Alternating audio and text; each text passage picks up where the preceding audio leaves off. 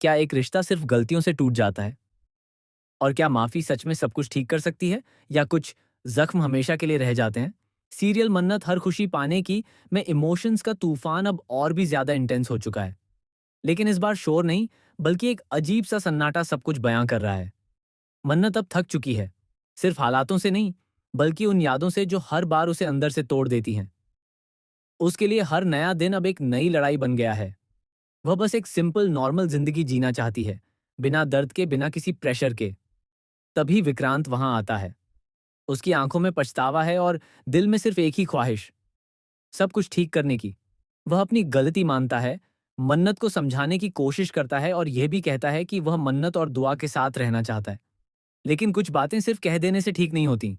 मन्नत के लिए यह सिर्फ एक गलती नहीं थी, यह उसका टूटा हुआ भरोसा था। और जब भरोसा टूटता है तो कोई आवाज नहीं होती, बस एक गहरा खालीपन रह जाता है।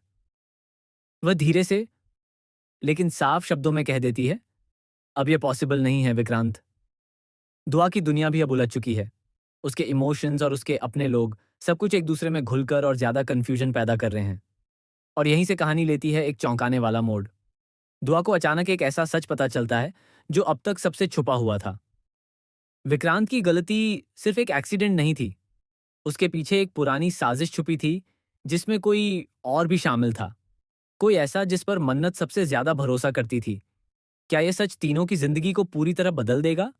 क्या मन्नत कभी फिर से भरोसा कर पाएगी? क्या विक्रांत अपनी गलती से आगे बढ़कर सब कुछ वापस पा सकेगा?